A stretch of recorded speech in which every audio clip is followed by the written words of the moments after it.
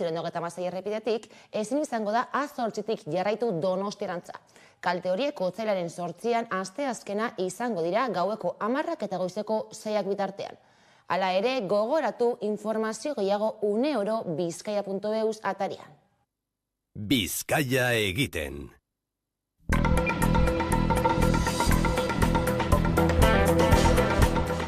Turkia eta Siria astindu dituzten lurrikarrek gutxienez 2700 hildak utzi dituzte herrialde horietako agintariek zabaldutako azken datuen arabera. Hondakinen artean milaka pertsona daude harrapatuta eta ezbeharraren kalteak zenbatezinak dira oraingoz. 10.000 ere elomen daiteke zendutakoen kopurua. Ankarak laguntza eskaera egin dio nazioarteari eta goizetik hasi dira hainbat herrialde laguntza eskaintzen. Europako Batasunak zehazki, Frantzia, Grezia, Kroazia, Bulgaria, Txekia, Herbereak, Polonia eta Errumaniako erreskate taldeak mobilizatu ditu.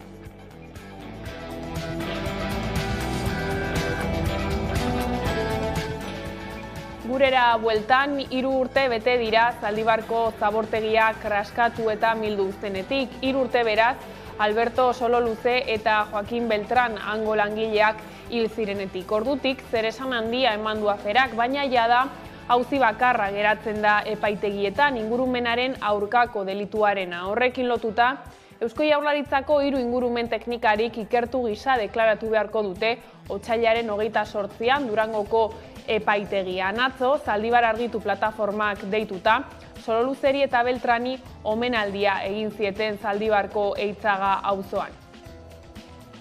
3 urte, Alberto eta Joaquin gure albotik desagertu zirela.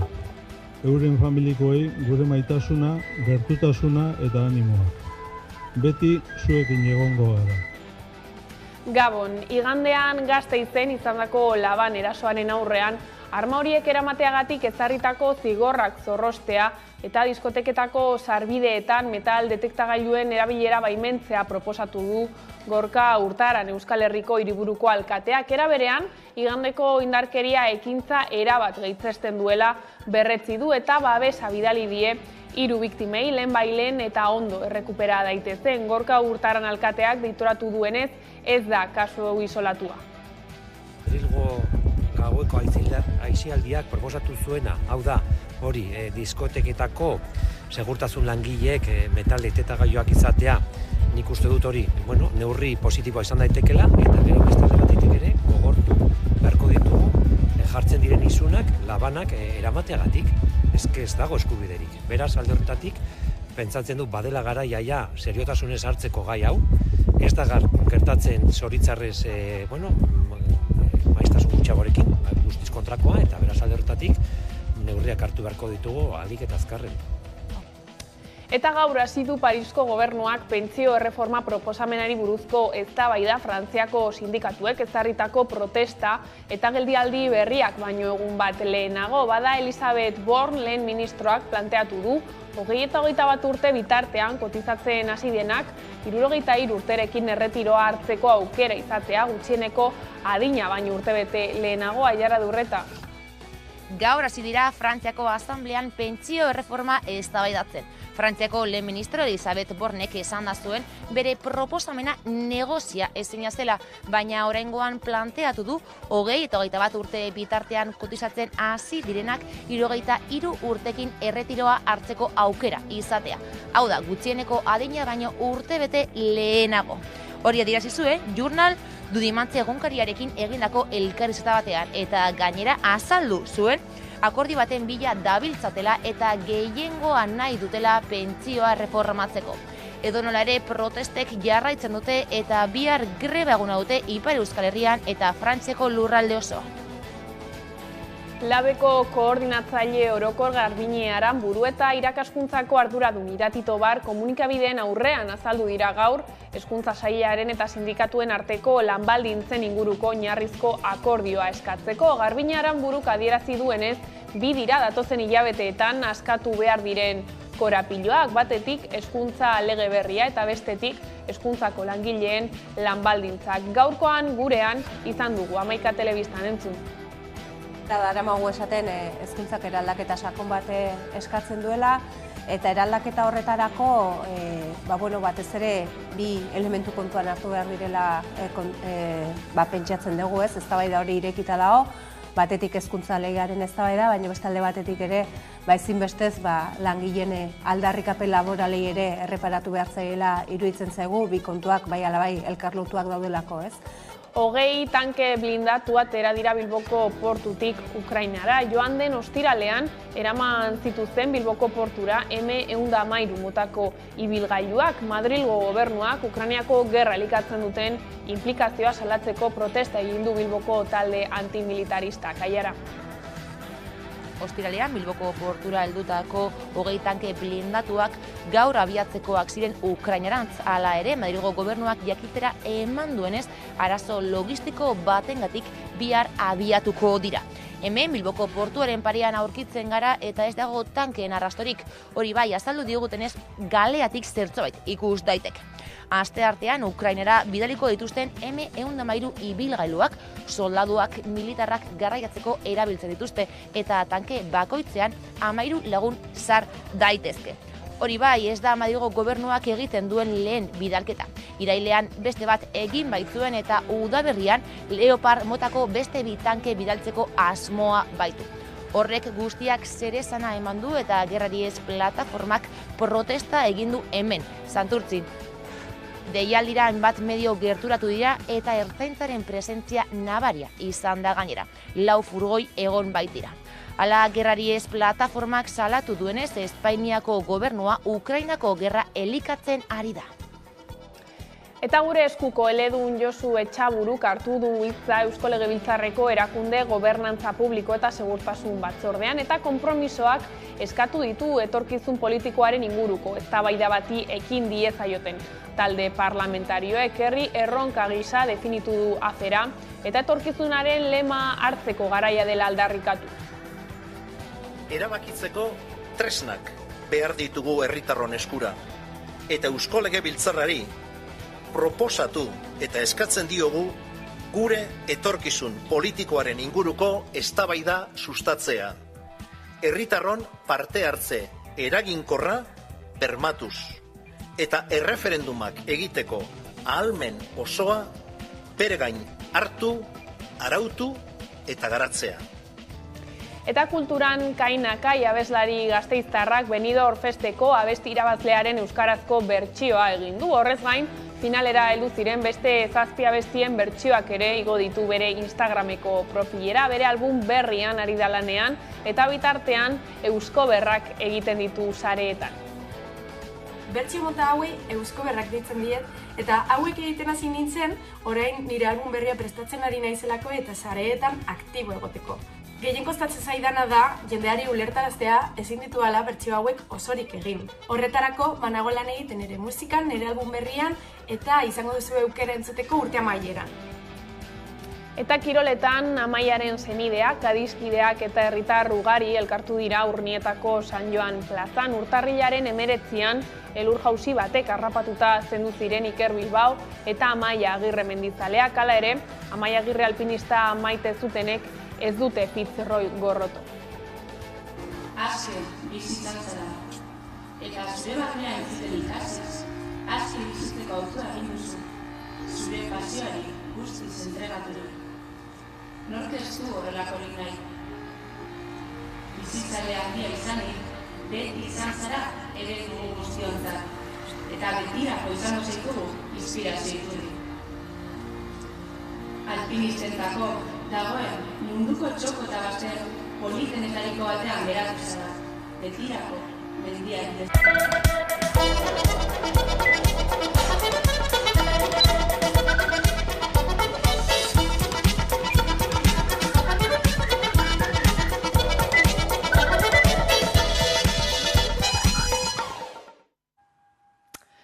Gaur 3 urte bete dira Itzagako zabortegiak kraskatu eta mildu zenetik. 3 urte beraz, Alberto Sololuze eta Joaquin Beltran hango langileak hil zirenetik. Atzo, beharginei omenaldia egin die Zaldibar argitu plataformak.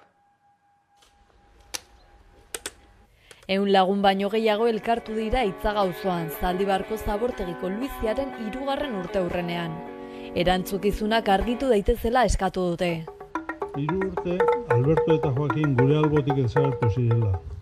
Euren familikoei gure maitasuna, gertutasuna eta animoak. Beti zuekin egongo gara. Astelehen honetan 3 urte bete dira Berte Recycling enpresaren Zaldibarko zabortegi amildu eta Joakin Beltran eta Alberto Sololuze lurpean geratu zirenetik.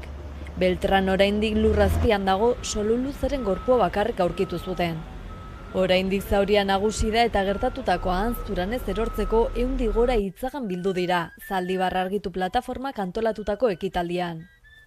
Joakin Beltran eta Alberto Sololuze oroitu, zabortegian gertatutakoa ez errepikatzeko bermeak exigitu eta erantzukizun guztiak argitzeko eskatu dute. Horretarako musika emanaldiaz eta lore eskaintzaz baliatu dira. Heriotza hori ez gain kaltea handia izan zen inguruan ere. Zenbait egunetan kutsadura atmosferikoa handia izan zen, batez ere 37 biztanleko Eitzaga auzoan. Urte luzez sufritu dituzte kamioien joan etorriak, lur eta uren kontaminazioak, zaratak, amiantoz betetako hondakinen goraberak. Eta orain, guzti horri, lurren desjabetzeak, inposizioa eta informazio eza gehitu zaizkio. Zaldibarko hondamendiaren arira 2 auzi ireki ziren. Bata ordea 2021 batean itxi zen, fiskaltzak eta auzipetuek sinatutako akordioarekin. Bigarrena berriz ingurumenaren aurkako delituagatik irekitakoa Durangoko lehenengo instrukzio auzitegiaren eskutan dago. Eusko Jaurlaritzako 3 ingurumen teknikarik ikertu gisa deklaratu beharko dute datorren otsailaren 28an.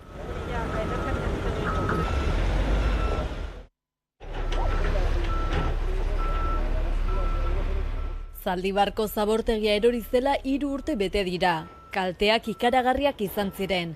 Luizia, Joakin Beltran eta Alberto Sololuze arrastaka eraman eta lurpen geratu ziren. Luizia gertatu baino lehen. Eta bitu aurreko igandean komentatzen zigun, oso ilusionatuta zegoela, hurrengo urtean ja jubilatuko zelako, oso zoriontzua zen, oso posibizi zen, eta begira, egun batetik bestera, ez daukagu gureki. 2 langile desagertu ziren dozenaka mila tona lur tosiko eta hondakin arriskotsu maldan bera jausi eta dioxina, furano eta metal astunez bete ziren eskualde jendetsu baten airea, lurra eta ura. Inguruko herritarrek hondamenditza jotzen dute gertatutakoa. No nos ha gustado nada. Porque además aquel día venía todo el viento aquí, la verdad que no fue agradable. Y más por la gente que falleció. Esta desgracia handia. Altzana zen terriblea paseu zela, baina. Oso asunto, txarra eta mingarria. Azken 3 urteotan hainbat mobilizazio egin dituzte inguruko Eibar, Ermua, Zaldibar, Markina eta Maiabia herrietan. Zabortegiaren auzia argitza da helburu nagusia hasieratik eta horretarako Zaldibar argitu plataforma sortu zuten.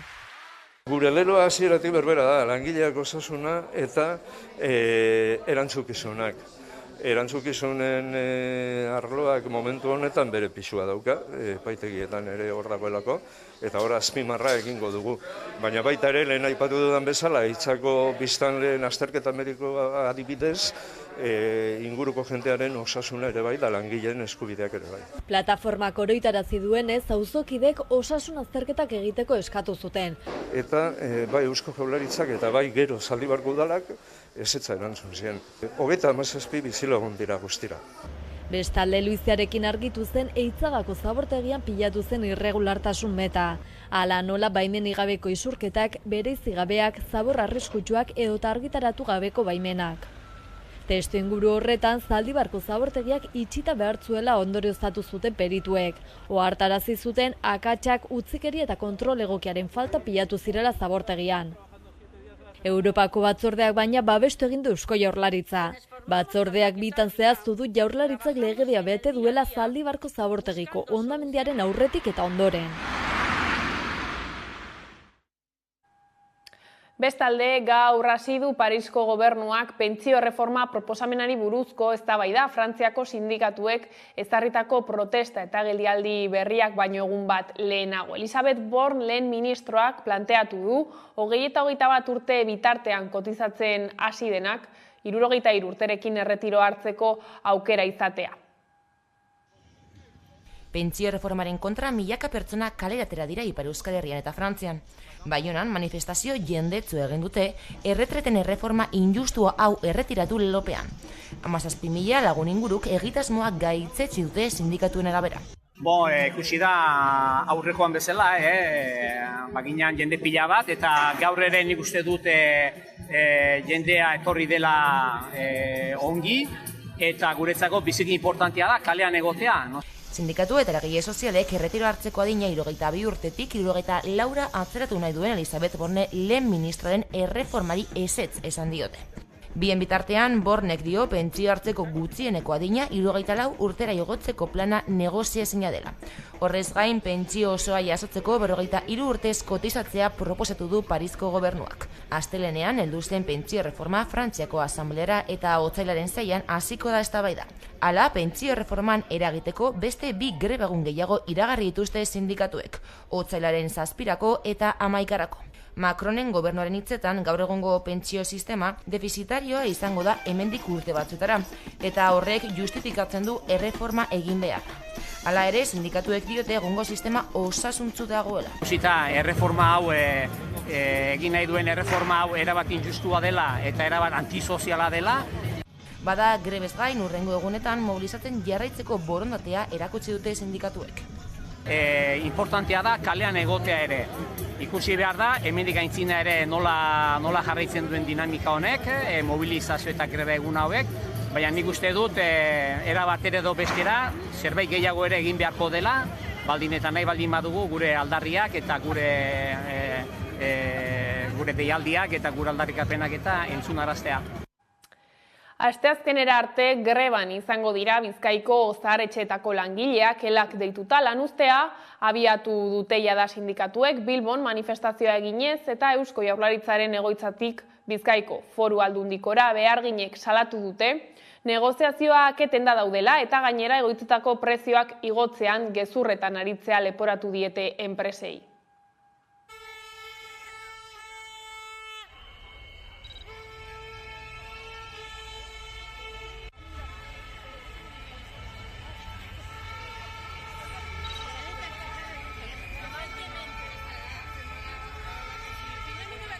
Hitzarmena negoziatzen daudenez, ez dela egia, kuota igotzen diete usuarioei, horrek suposatzen du, 6,5 edo 10 baten tartean igo gera, eta 300 euro hilean. Gainera, egotzitan langileen hobekuntza batera dala, eta iruditzen zaigu oso mingarria horrelako argudio bat erabiltzea gezurra denean.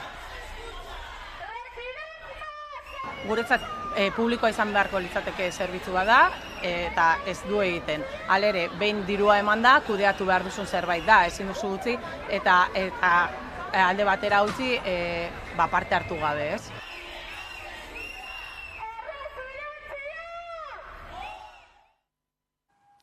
Hogei tanke blindatu atera dira Bilboko portutik Ukrainara. Joan den ostiralean, eraman zituzten Bilboko portura M113 motako ibilgailuak eta Madrilgo gobernuak Ukrainako gerra elikatzen duten inplikazioa salatzeko protesta egin du Bilboko talde antimilitaristak.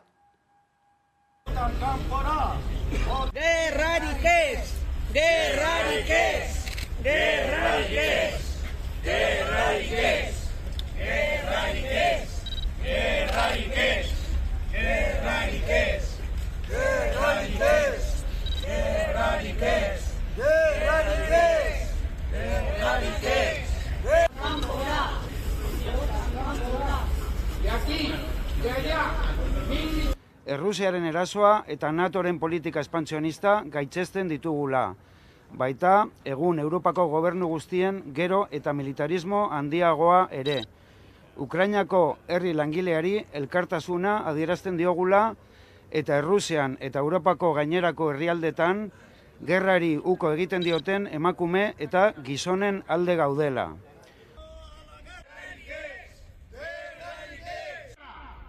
Ukrainara armak bidaltzeari uko egiten diogu.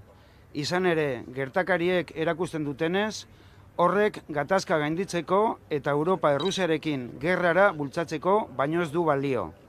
Eta Espainiar estatuko gobernuari exigitzen diogu ahaleginak egin ditzala berehalako suetena lortzeko eta Europa erdialdean bakea sustatzen. Gai zaldatuta Espainiako gobernuak errefuxiatuentzako zentroa lehiaketa publikora atera du. Aldizkari ofizialean argitaratu zen proiektua Arana Klinika egoitzan errefuxiatuei harrera zentroa eraikitzeko obra. Aurrera pauso horrekin proiektua diseinatuko da eta eraikina birgaitzeko lanak has ditzakete. Albistea ailegatu da PSE eta EAJ alderdien arteko ikamika amaitu ostean. Espainiako gobernuak lehiaketa publikora atera du Gasteizko Arana egoitza zaharrean errefuxiatuentzako zentroa eraikitzeko obra. Otsailaren 2an estatuko aldizkari ofizialak argitaratu zuen migrazio estatu idazkaritzan. Izan ere, urgentziazko izaera eman dio izapide horri. Hau da, eraikuntza proiektua idazteari eta eraikina birgaitzeko lanak egiteari. Proiektua Espainiako gobernuaren berreskuratze eraldaketa eta erresilientzia planaren baitan kokatzen da, eta 2023rako aurrekontuetan jasotzen da. Aurreikuspenen arabera espero du lanak uztailean hastea, gauzak horrela 2024rako irekitzea aurreikusten du. Azken albistea ailegatu da PSE eta EAJ alderdien arteko polemika amaitu ostean. Hala ere, EAJak ez du oso ondo jaso Espainiako gobernuaren azken erabakia. Lantalde bat sortzea eskatu zion Madrilgo gobernuari, baina ez zuen jaso erantzunik. Hori dela eta kritikatu du emandako aurrera pausoa eta azpimarratu du babestuko duela EAEko modeloa. Beraz, EAJaren jarrera proiektu honen aurka izan arren, aurrera eramango dute Madrilgo gobernutik eta momentuz ez du lantalderik osatuko. Hori bai, gizartearen iritzia eta galderak entzuteko presta azaldu da gobernua. Eta astelehen honetan Arana gizartetzean bilera antolatu du auzoko edo Gasteizko lagun guztien galderak erantzuteko eta proiektuaren zehetasunak azaltzeko.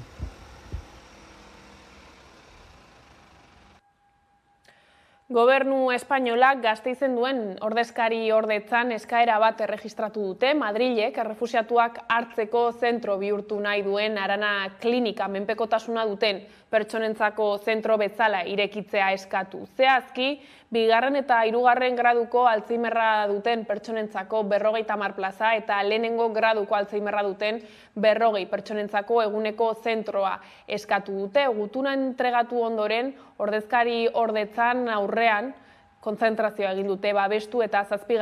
alaba elkarteek deituta.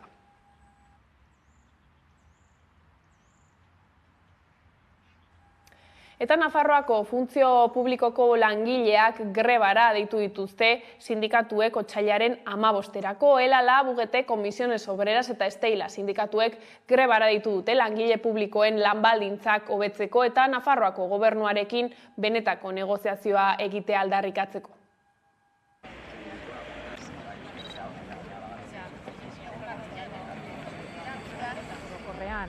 Aspalditik blokeatua dagoelako negoziazioa, batez ere diru aldetik, beti esaten digutelako, kapitulo 1 deitzen dena ezin dela igo, Madridtik presupuestoen kontua onartzen ez duelako. Hori alde batetik, baina beste aldetik ikusten ari gara nola negoziatzen mailetatik kanpo negoziatzen adiren gauzak, zerbitzu publikoen kalitatearen kontrako gauzak direla eta pentsatzen dugu hori ezin dela onartu. Beraldetik, ELAK salatu du Zumarragako eta Azpeitiko haurren osasun mentaleko zerbitzurik gabe daudela, Osakidetzaren desegitearen, langileen prekarietatearen eta herritarrek pairatzen dituzten ondorioen beste adibide bat dela salatu du.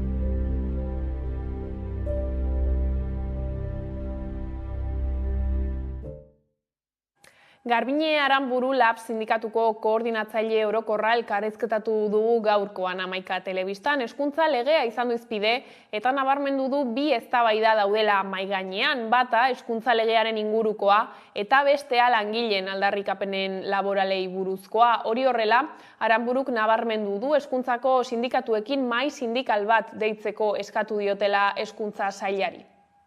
Bora, daramagu esaten hezkuntzak eraldaketa sakon bat eskatzen duela, eta eraldaketa horretarako, batez ere, bi elementu kontuan hartu behar direla pentsatzen dugu, eztabaida hori irekita dago, batetik hezkuntza legearen eztabaida, baina beste alde batetik ere, ezinbestez langileen aldarrikapen laboralei ere erreparatu behar zaiela iruditzen zaigu, bi kontuak bai alabai elkarlotuak daudelako, ez?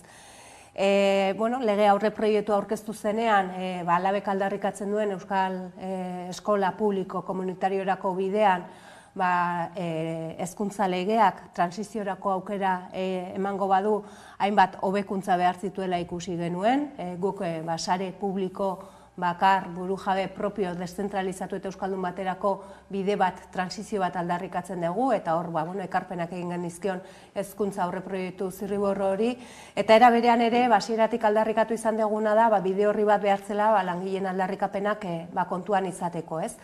Etzen horretarako tarterik izan, horrek beste sindikatuekin batera, greba eta mobilizazioetara eraman gintuen, eremu publikoan, ikastoletan ere mobilizatu gara, eta mobilizazio horiei esker, nolabait esateko, hezkuntza sailarekin komunikazio bide bat irekitzeko aukera izan da, nolabait esateko behartu du komunikazio bide bat, eta guk esaten duguna da, iritsi dela momentua aspektu laboraletan akordio hori bideratzeko, eta horretarako hezkuntza sailari gaur eskaera zuzen bat egin diogu, sindikatuekin mahai sindikal bat deitzeko eskaera egin diogu. Hezkuntza legearen aurreproiektuari dagokionez, Aranburuk nabarmendu du konpromiso sendoagoak behar dituela euskalduntzeari eta segregazioari dagokionez. Horrez gain aipatu du ondo zehaztu behar direla euskal hezkuntza zerbitzuan parte hartzen duten ikastetxeen betebeharrak zeintzuk diren, eta azpimarratu du konfluentziaren aldeko hautua egiten dutela gaur egungo eredutik sistema publiko burujaberanzko trantsizioan.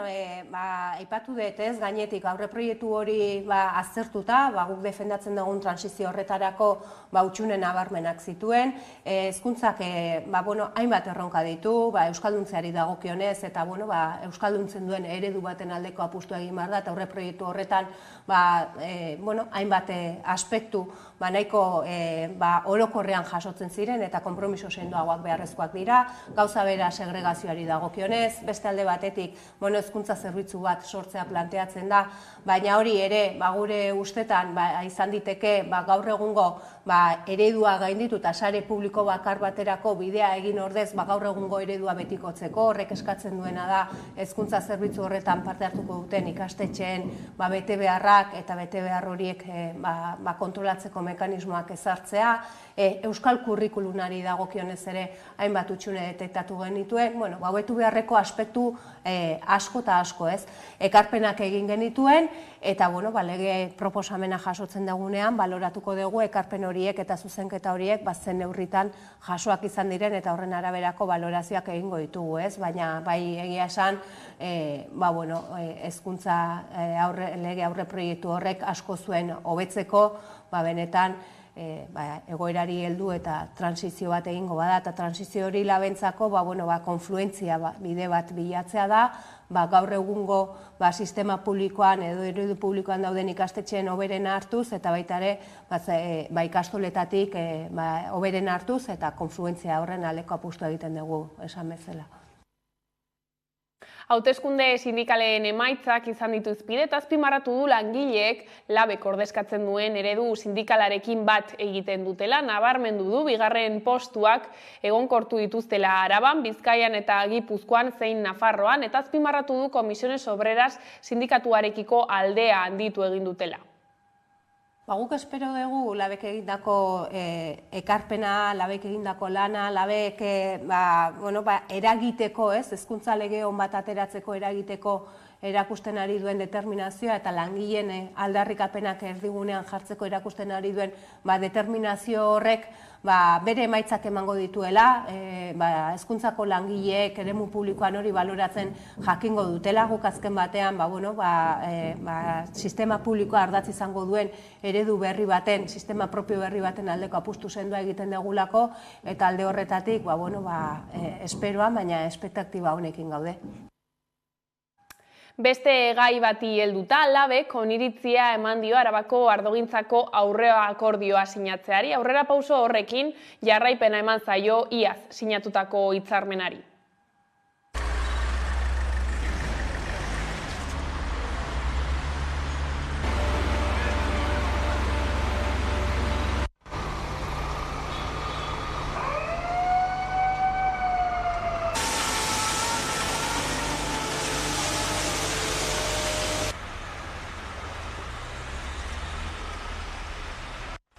Euneko 12,5ko igoera bermatuarekin eta gainera iraunaldiaren amaieran KPIa 12,5 horretatik horren gainetik eratuko balitz, bera ere eguneratua izango litzateke. Orduko jetxiera izango du 2025ean hitzarmenak, orduek edo esan lan orduek zaramatela izoztuta, eta besteak bestere lan istripu du lan gaixotasunekiko osagarriak 8 hilabetetik 10 hilabetetara pasatzen dira.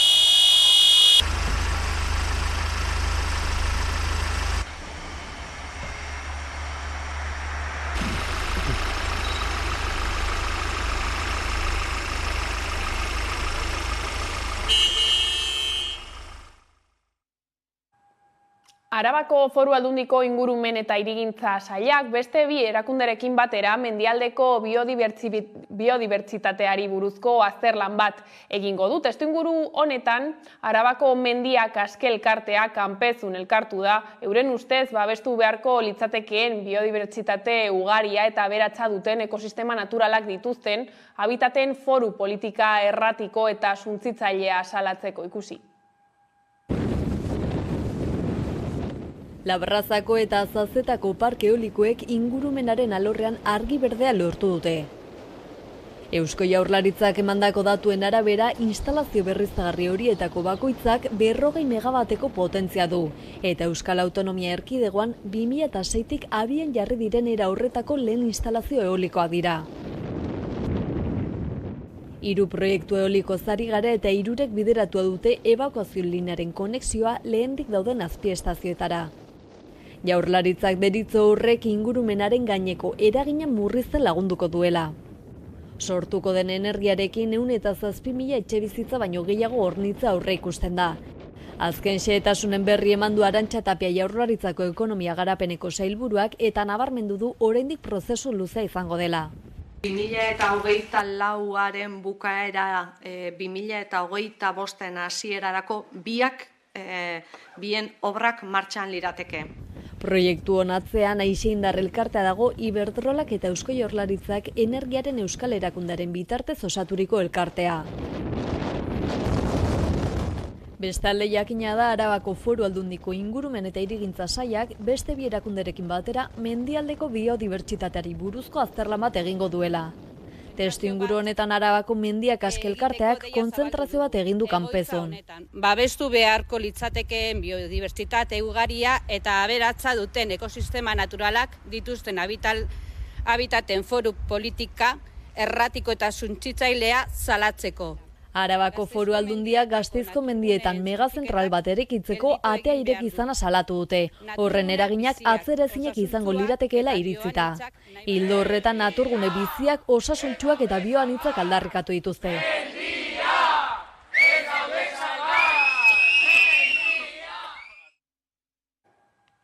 Duela 2 urte ohartu ziren Lezetxikiko Bazulo barrukoiko bide bat etenda zegoela, barreneko galerietarako bidea berriki eroritako harri handiz estalita zegoela. Leze Txikiren lagunak, Arrasateko eta inguruetako espeleologia zaleen taldeak urte hasieran beste bide batetik barnealdeko galerietara iristea lortu zuen eta izugarrizko kareharri eta lur jausiarekin egin zuten topo. Azpiko galeria guztiz estaltzen zuen. Orduantxe konturatu ziren HTren tunela Leze Txiki barruan egin zutela.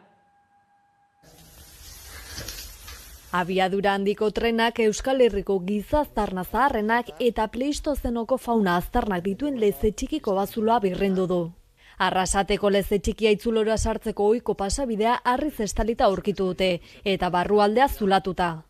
Duela 2 urte hartu ziren Leze Txikiko bazulo barruko ohiko bide bat etenda zegoela, barreneko galerietarako bidea berriki eroritako harri handiz estalita zegoela. Leze Txikiren lagunak Arrasateko eta inguruetako espeleologia zalen taldea jakinarazi du garai hartan ia egunero izaten zirela leherketak HTaren obretan, eta horiek sortutako dardarek eragindako lurjausia izan zitekeela Leze Txikiko bazulo barruko ohiko bidea etenda egotaren arrazoia. Bada urte hasieran beste bide batetik barnealdeko galerietara iristea lortu zuten, eta izugarrizko kareharri eta lurjausiarekin egin zuten topo, azpiko galeria guztiz estaltzen zuena. Orduantxe konturatu ziren abiadura handiko trenaren tunela Leze Txiki barruan egin dutela, aitzula zulatuz. Espeleologoek gogor salatu dute gertatutakoa. Euskal Herriko historia aurreko aztarnategi garrantzitsuenetakoa da Leze Txiki, gizakiaren aztarnarik zaharrenak aurkitu dira bertan. Eta espeleologoek iritzi diote Leze Txiki modu horretan suntsitzea onartezina dela, Arrasateko eta Euskal Herriko ondare arkeologiko garrantzitsua izan da. Hain justu Eusko Jaurlaritzaren dekretuaren arabera Leze Txikiko bat babes ingurunean aurkitzen da. Dekretuak berak dio Leze Txikiren muga batzuk norainokoak diren jakiterik ez dagoenez, alboko ingurune endokastikoa ere babestu nahi dela. Testu inguru horretan ez da Debagoienako baiaran abiadura handiko trenaren obrek kalteak eragiten dituzten lehenengo aldia. Aurrerago ere iturburuak agortu zirela jakin zen, errekak loitu eta kutsatu edota lurjausen ondorioz errepidetan ere kalteak izan ziren.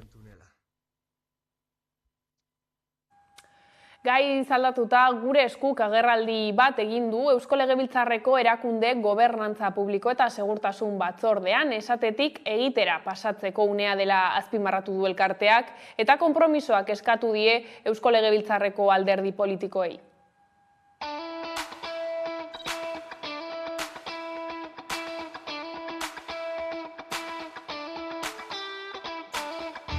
Gure eskuk askotan esan duenez, Euskal gizartearen gehiengoaren borondatea argia da. Erabakitzeko eskubidea erabili nahi du. Borondate horri bide emateko erabakitzeko eskubidea lege bihurtu behar dela aldarrikatu du gure eskuk. Norabide horretan, eskaera batekin etorri ginen Eusko Legebiltzarrera joan den 2022ko ekainaren 22an.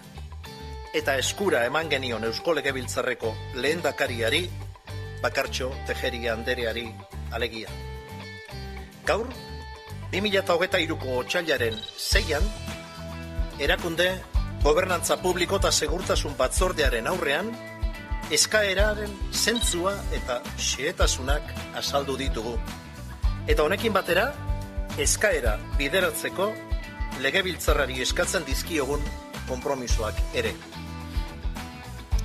Konpromisoak eskatzen ditugu, hitzetatik harago, ekintzak nagusitu daitezen, eta herri honek merezi duen etorkizuna anbizio handiarekin landu dezagun. Eta gutxienekoen iritzia eta jarrera guretzat errespetagarria den bezala, errespetagarria da gehiengo zabal baten adostasuna. Eta gutxiengo baten iritziak gure ustez ezin du izan paralizantea herri honen gehiengoa ordezkatzen dugunon aurrean. Eta ezin du izan betoa jartzekoa. Eta Ipar Euskal Herrian epaileak martxoaren 9an emango du 11 bakegileren aurkako epaiketaren inguruko epaia. Baiona eta Hendaia artean autobidera oinez sartzea, autobidera obiektuak sartzea, zirkulazioa oztopatzea eta manifestazio debekatu batean parte hartzea egotzi diete.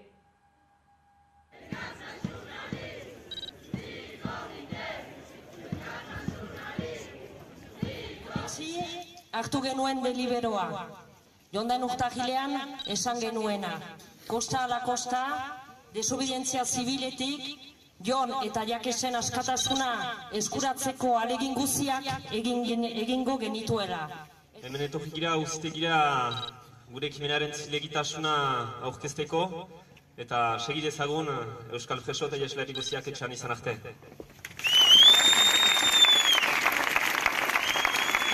Saiatu garen aipatzen zera da esplikatzea uztailaren 23ko deialdia eta 11 auziperatuei leporatzen zaien ekintza eztabaida orokor batean kokatzen zela, hau da nahi izan dute Euskal Herriko prozesuaren, konponketa prozesuaren inguruko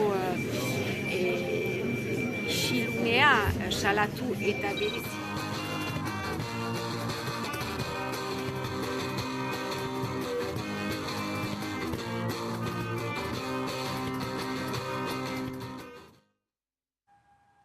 Gaurkoan Maite Ubiria Naizeko kazetariarekin erreparatu diogu Lapurdiko, Nafarroa Berako eta Zuberoako gaurkotasun politikoari. Bakegileen aurkako bigarren epaiketa izan zen otsailaren 2an, eta Ubiriak azpimarratu du auziak aukera eman diela bakigilei eta ekintzailei azaltzeko zeintzuk izan ziren ekimen horren arrazoiak eta zergatik jotzen dituzten ekintza horiek legitimo eta baleko. Txeron beharko dugu epaileak zer esaten duen, baina impresioa da, kondena baldin bada, kondena aski simbolikoa izango dela, eta horrek ere bai erakusten du finean bakegilek egindako lanak lortu duen onarpen eta aitortza maila handia. Finean auzitegietan ere bai, gero eta segitasun gehiago daude, nolabait zigor handiak edo kondena irmoak emateko, eta kostata bada ere, ematen du Frantziar epaitegitan ere bai aldaketa politikoaren aroa hori aktatua izan dela. Espainiako espetxe erakundeak erabaki du beste 6 euskal preso Euskal Herriko kartzeletara gerturatzea. Lola López, Jon Kepa Preciado, Jon Mirena San Pedro, Mikel San Sebastián, Aitor Kotano eta Oskar Barreras. Gainera, Luis Marinelari ere lekualdatu dute, Iruñetik Arabako, Bizkaiko edo Gipuzkoako presondegiren batera. Lola López eta Oskar Barreras Logroñon daude, San Pedro eta Preciado Dueñasen eta San Sebastián Sorian. Orain, Eusko Jaurlaritzak erabakiko du preso horietako bakoitza zein kartzeletara eramaten duten.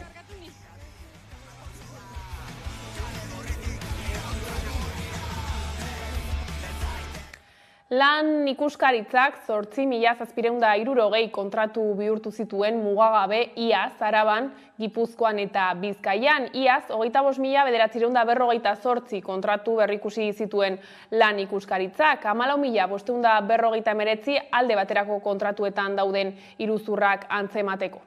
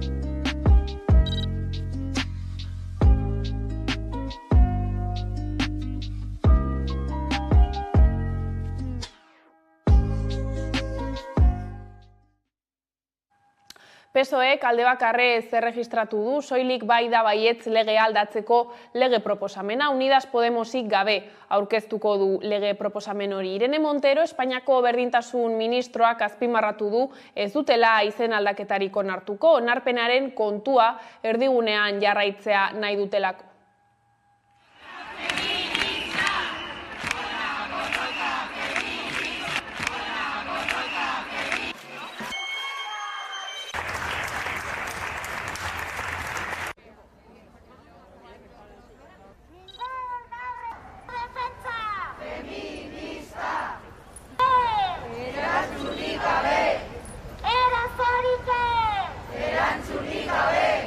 el derecho que han conquistado las feministas en las calles y el consentimiento no se toca.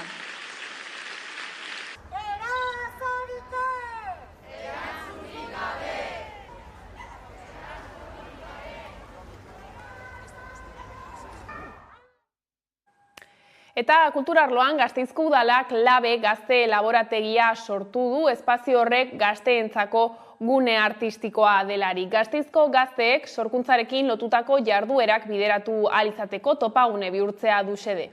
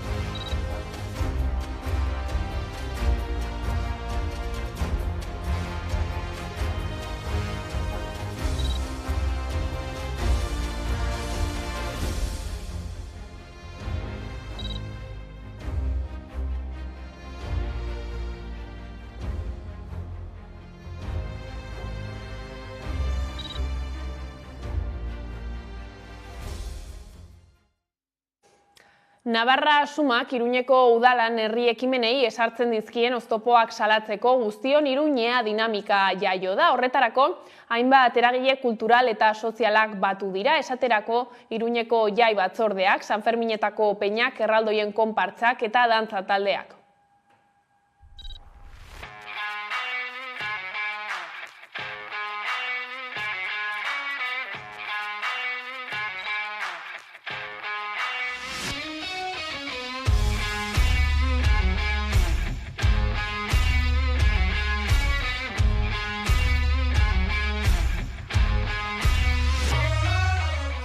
Bildu gara hemen, guztion Iruña para todas plataforma aurkezteko, duela hilabete batzuk biltzen hasi ginen, gu guztiok udalaren partetik ekimen desberdinak aurrera emateko baimenen debekua edo aldaketak jaso genituelako, eta justo ere aurreko astean auzoak plataformak jaia jende aurkeztu zuenean, mahai gainean jarri zuen udalak jaietako ekimenak eta jaietako auzoetako jaiak aurrera emateko jartzen zituen trabak, guk gaur auzoak plataformaren testigoa hartu nahi dugu eta plataforma hau aurkeztu denen artean erantzun amankomun bat emateko udalaren debeku guztie.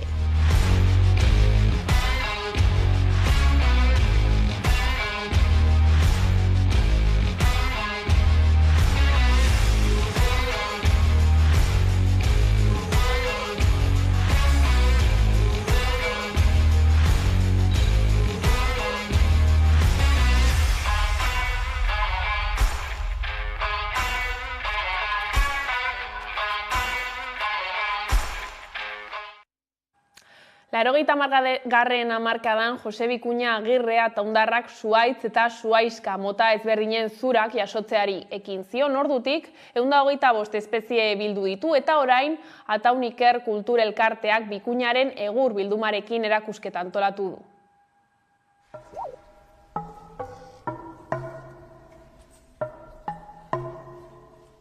Hogeita hamar bat urte atzeratz egin behar dugu. Laurogeita hamargarren hamarkadan Jose Bikuña Agirrea eta Hondarrak zuhaitz eta zuhaixka mota ezberdinez zurak jasotzari ekin zion. Ordutik 125 espezie bildu ditu eta orain Atauniker Kultur Elkarteak Bikuñaren egur bildumarekin erakusketa antolatu du. Ni oinarriko ikasketa bukau eta 14 urtekin baserrin hasi nintzen gurasoi launtzen. Baserrin jaioa naiz, 1925 otsailaren 27an, eta 14 urtetik 23 bitarten baserrian haitu naiz. Baserriko ekintzabietan atentzio izugarri deitu zein, baserritarrak ilargikin zeukaten hartu emana. Edo zen gora beratako fijatzen ziren ilargin, bai azieiteko, bai landarea jartzeko, bai zuhaitza botatzeko, edo zin gauzatako beti figatzen ziren ilergin. Horrek sortu zin har bat, eta har hori nahi dio pixka bat eantzun, jubilatzen aurretik hasi nintzen, mendia joan, zuait mota desberdinei adarra moztu, eta horiek jartzen, hemen ikusten intezuen bezala. Eta gero, horiek noiz bota, importantea hori zan, jakitea. Gue arbasoak ibiltzen zuen formula zan, osto koskadunek, osto zabalak, eta osto kizkurrek bota behar ziren hilberan. Eta osto luxek, eta koska txikiko horiek hilberri. Horiek nahi dudaba sortzen zidaten. Koska horien mugea nunda, koska hundik eta txikik, tarte hori. Orduan, izan hon aukera bat, azpeitiar tipo baten iritzie jakitiko. Horrek, hori oinarritzen zan, egurre transversalki moztu, eta azalan ondo balin bat zeuken kolore desberdinetako biribiluna bat, hori esaten zioten gizena zutena bota behar ziren hilberan, eta gizenik ez daukatenak hilberri.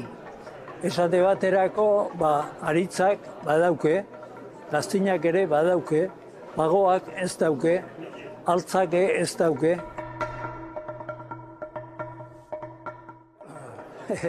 Hemen Euskal Herrin daun, zuaitzik, zaharrena, seguruik asko da agine,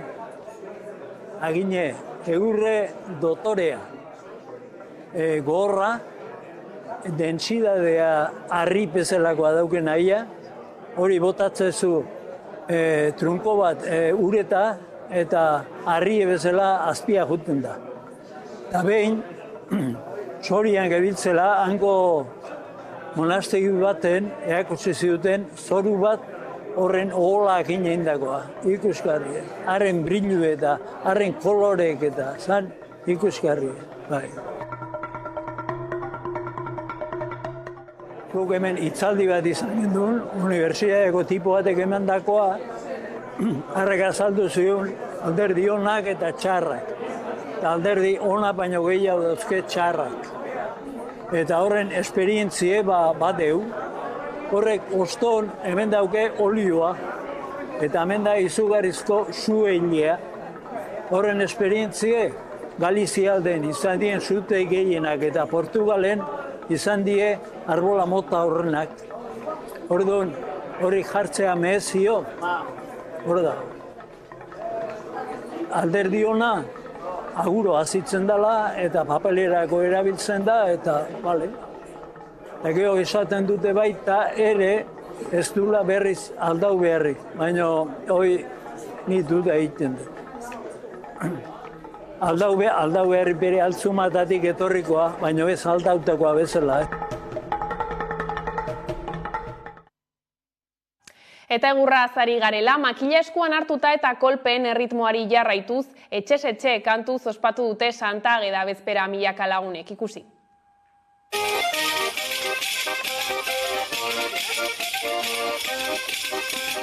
Baina ardita hartalde kontun, gaztak du nahiko botere, eta erakutsi nahian gabiltza, ohitura zarrenak ere.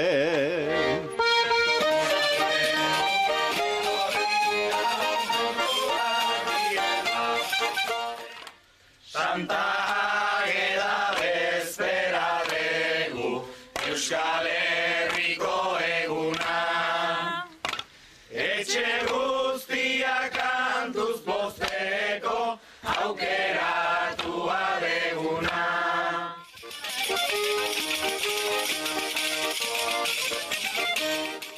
Egun ondan oi ohitura zarrak, esaten duen legera.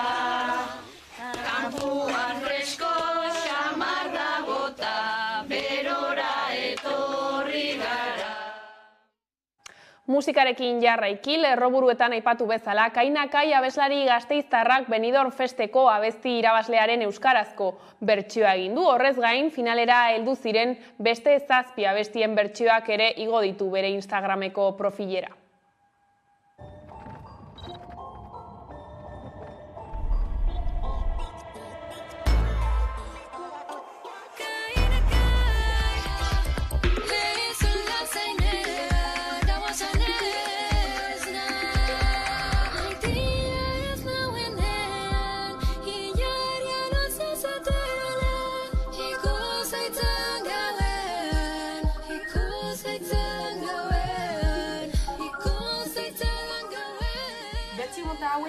coverrak deitzen diet, eta hauek egiten hasi nintzen, orain nire album berria prestatzen ari naizelako eta sareetan aktibo egoteko. Gehien kostatzen zaidana da, jendeari ulertaraztea ezin dituala bertsio hauek osorik egin. Horretarako, banago lan egiten ere musikan, nire album berrian, eta izango duzu aukera entzuteko urte amaieran.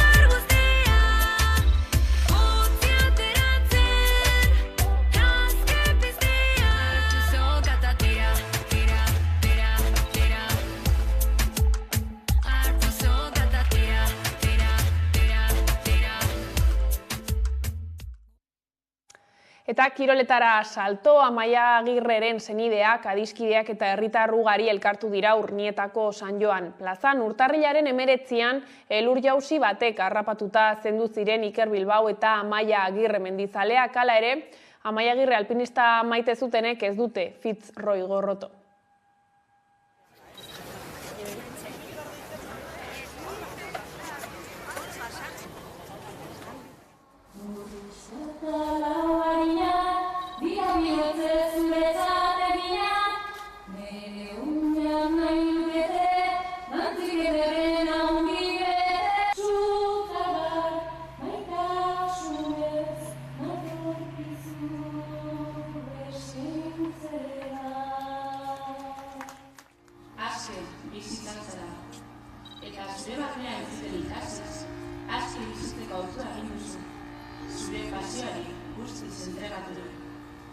Nork ez du horrelakorik nahi.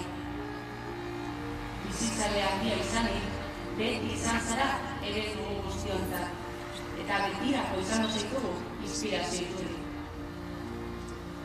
Alpinistentako dagoen munduko txoko eta baster politenetariko batean geratu zara. Betirako mendiak dezakatu. Amaia, gailurretik gora, gure izarretan zaude.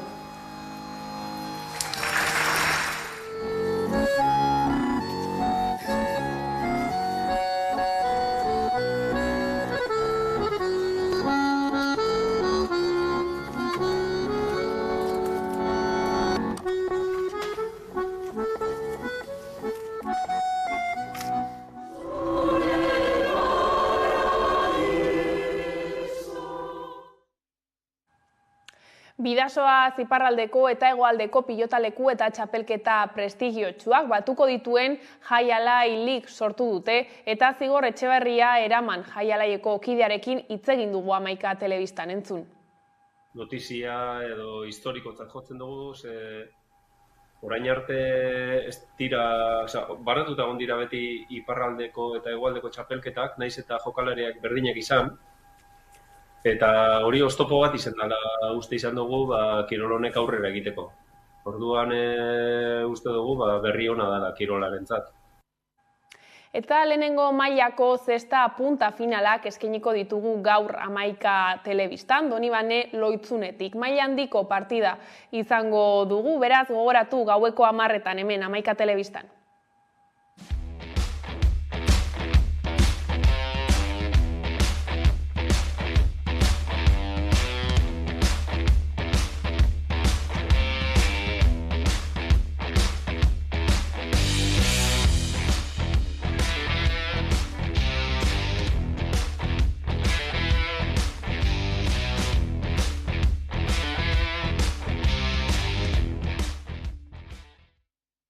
Eta horrela iritsi gara albistegiaren bukaerara, gaurkoan Eireren amaitu baino lehen abestiarekin agurtuko zaituztegu, gustatuko zaizuelakoan besterik ez gure aldetik. Horiek izan dira gaueko albistegiak gurean gaur utzi dituena, gogoratu guztiak eta gehiago nahi duzuen aldiro hamaika.eus atarian daudela eskuragarri. Bihar arte.